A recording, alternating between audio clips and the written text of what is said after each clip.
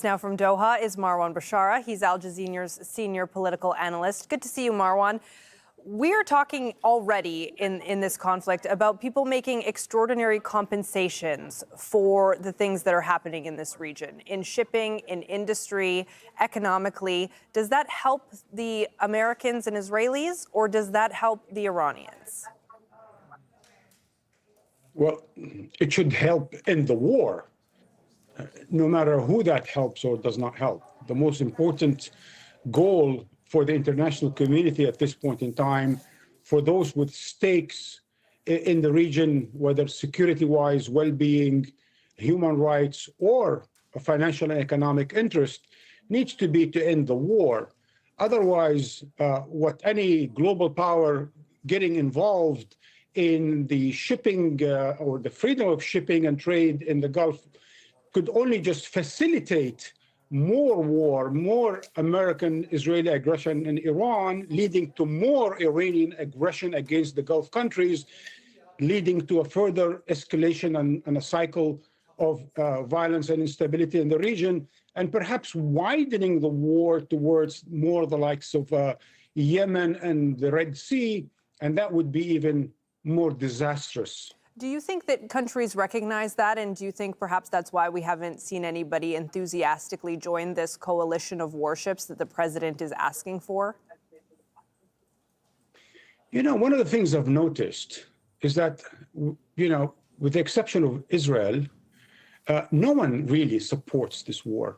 Not too many countries condemned the war. A lot of them opposed it, but for fear of American they decided not to condemn. But as you said, there is no appetite for another imperial war like the 2003 war, for example. There is no appetite even in the United States for another 20 years entanglement like in Afghanistan, for regime change like in Libya, for regime change like in Iraq. Because each and every one of those disasters led to huge repercussions in the region and beyond. You know, people forget, but attempts at regime change, attempts at those wars of choice, those forever wars, led to not only disasters during the wars, but after the wars. Those who complain about Al-Qaeda, those who complain about the Houthis, those who complain about Hezbollah and Hamas, those who complain about ISIS, don't realize that most of these, if not all of them, are the byproduct of wars and invasions and the likes. So this war is going to have also its own byproducts moving forward if it doesn't end quickly.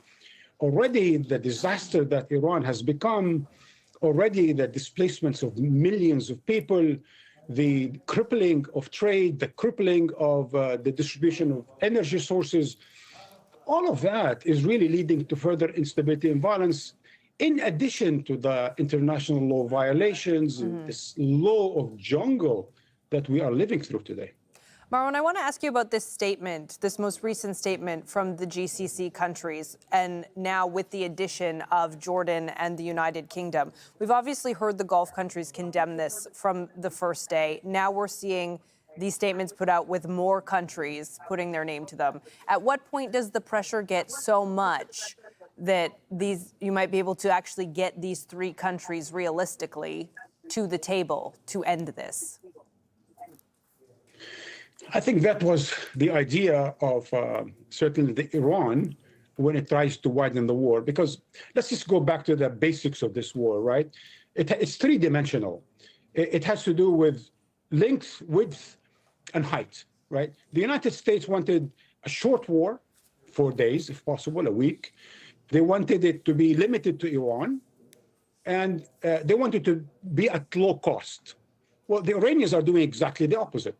They're trying to make sure that this does not end well and in a short time for the United States, that it is not limited to Iran, but will expand and expand and expand to the region and beyond, and that it will be costly to the United States, its allies, and to the global economy, until and unless those partners within the region and globally interfere, not to just allow for trade, but to bring an end to the war.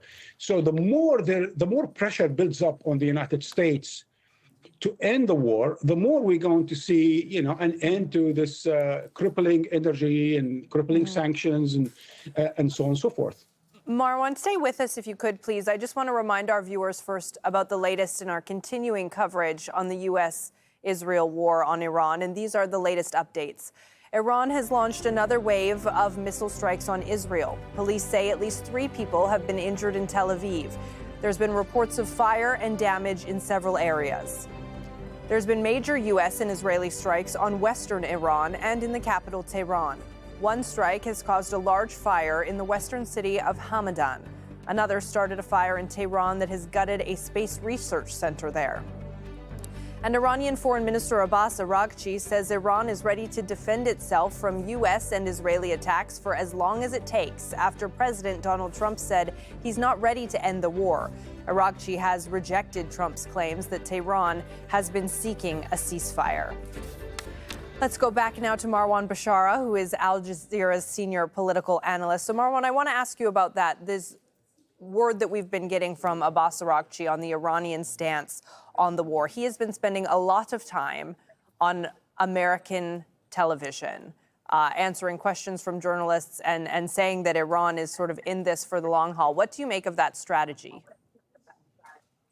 It's very important.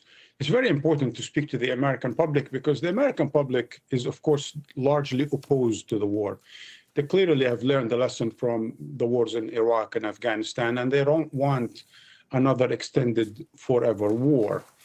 So speaking clearly and soberly to the American public is important in order for them to be aware of why this war was, in fact, started on the basis or on the pretext of lies. The lie that Iran was going to attack the United States, the lie that you can create a regime change within a few days, the lie that this is done for democracy, the lie that that the United States is able to recreate a Venezuela in the Middle East, and so on and so forth.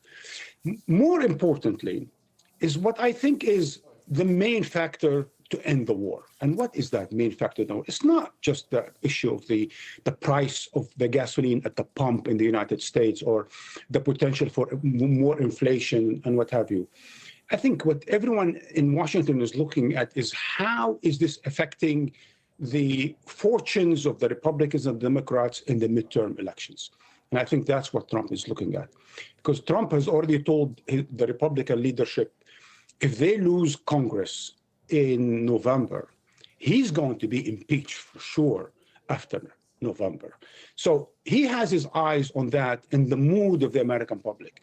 Speaking to the American public, not just from Araghchi, I think from the Democrats in particular, from independents in the United States, American media, to raise awareness about why this was a folly, why this was a decision made on the basis of a manipulation by the Israeli prime minister of the American president for narrow interest, personal interest, narcissistic motivation rather than national interests. And so moving forward, I think whether this war will wind down or escalate is going to be basically dependent on the change of mood in the United States that will say we cannot elect or re-elect the Republicans again to really lead Congress, but we're going to have a balance of power within the American system whereby someone has to put the president in check.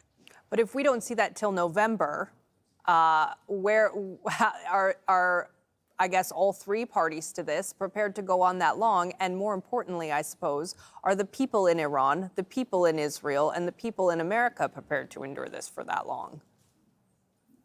I don't know. I definitely agree with you. I think what people are looking at now is the change of mood and how this war is affecting public opinion. Because even if it ends, say, in April, as the energy secretary had been saying, already the losses from the war, the loss of face, because there is no change of regime happening in Iran. The big joke goes, it took 20 years to go from Taliban to Taliban in Afghanistan. In Iran, they went 7 days from Khamenei to Khamenei, right? So there isn't much of a change in terms of the regime in Iran. There's a lot of suffering in Iran. There's a lot of destruction in Iran, but there is no change of system. And so the goal of the United States to effect change in Iran is not happening. It's simply destroying and destroying some more. And so that will come back to bite the Trump administration when the cost of war starts going beyond what has been calculated in advance. When, for example, closing the Strait of Hormuz, when the disruption of energy distribution around the world, when the economy starts imploding, and maybe even the stock market, like after the Gulf War, starts imploding in the United States. So all of these will have ripple effects after the spring in the United States and beyond, and that will have influence over the midterm election come the end of the summer. Is there, in your opinion, a political victory that the U.S. is going to be able to declare in order to find an off-ramp sooner at this point? I mean, one of the things that presumably Trump could say at this point in time is that he destroyed much of the missiles, as they're claiming, 70%. I'm not sure how true that is, but let's say it is. So he could claim that he destroyed the military infrastructure of the regime, that he weakened the regime, and that Iran has no more the capability to threaten its neighbors and what have you, and that its capacity to defend its nuclear program is no longer the case, and that they're forcing it to a ceasefire, right? I mean, he could claim that victory that way. But even then, right? Because let's all remember, Trump doesn't like losing. He doesn't like losers, and he doesn't like to appear like a loser. That's the last thing he wants. So he's going to have to deflect on someone. My hope is, and I say that frankly, is that he will deflect it on the Israeli prime minister who manipulated him into this war. That will be quite a scene to watch when Trump turns on Netanyahu and says, what kind of a debacle, what kind of a disaster have you convinced me, talked me into by attacking Iran? Because everything is imploding, the energy market, the world market, the trade, the regional stability, American bases and American embassies in the region, American allies are turning their back on the United States, and so on and so forth. So I think there are a lot of challenges coming forward to face the American president, the American presidency, the American elections, as I said. And hence, he might be able to swing something if he ends the war immediately, yesterday. But if he's going to go into through April, then I'm not sure what kind of a formula he's going to come up to look like a victor. Marwan Bishara, always good to talk to you. Thank you very much.